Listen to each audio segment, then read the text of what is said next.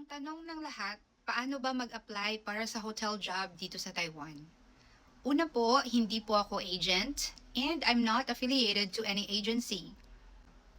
I shared that information kasi for me, it's good news na merong bagong trabaho para sa mga Filipinos dito sa Taiwan. Pero hindi po yan ngayon. Next year pa po magsisimula ang hiring para sa hotel jobs dito sa Taiwan at meron po silang requirement na dapat marunong mag-Mandarin. Hindi ko na mabilang kung ilang emails at private messages ang aking natanggap, but I just want to tell everyone that don't send your resume to me.